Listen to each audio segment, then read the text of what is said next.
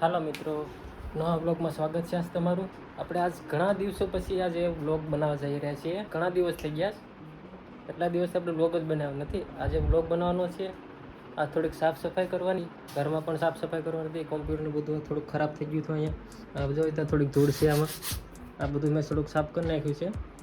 બીજું સાફ કરવાનું બાકી છે થોડું, એ પછી આપણે સાફ કરીશું. પહેલાં મારે આપણું જો લિથિયમ બેટરી રિપેરિંગ કરે ને આનું સાફ કરવાનું બાકી હતું, એ આજે સાફ કરવાનું છે. આ બધું ખ્યાતિબેનનું રમકડા ને બધું અહીંયા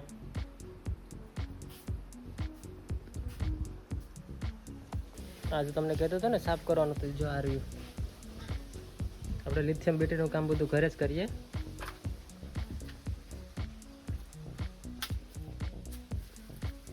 કેમ છોકરાને બધું હોમવર્ક આપે ટીચર, એમાં મારું હોમવર્ક લિથિયમ બેટરીનું બધું કામ અહીંયા વાડીએ જ કરીએ આપણે.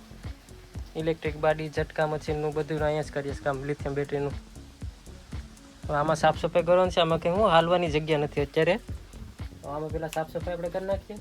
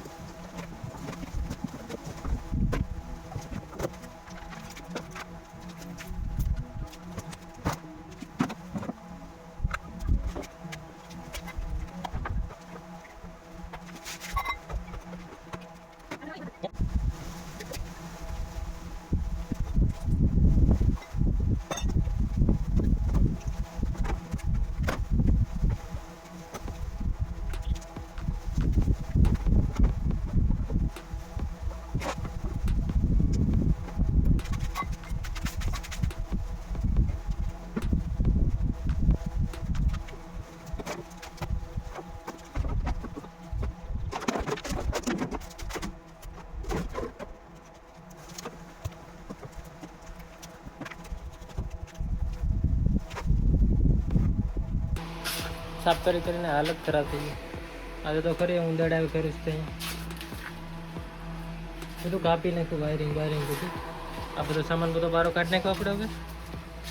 હવે પહેલાં આપણે આને બધું વાળીને બધું બારું કાઢવાનું છે. બારું કાઢીને પછી આપણે પાછું અંદર પૂરી દઈએ. દુઃખદ સમાચાર છે. આની અંદર એક ઉંદરડાની ડેડ બોડી મળી છે.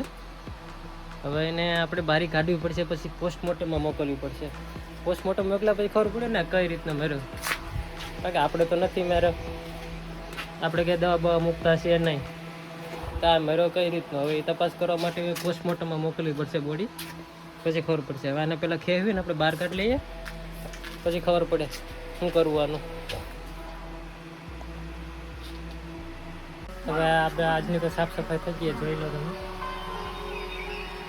અને પછી ત્યાં પહોંચી આડા વાવડ મોકલ્યું. સાફ કરતે અંધારું થઈ ગયું. હવે મળીએ આપણે બીજા બ્લોગમાં. મને તમારા વગર નહીં મને તમારા વગર નહીં ગમે. તમે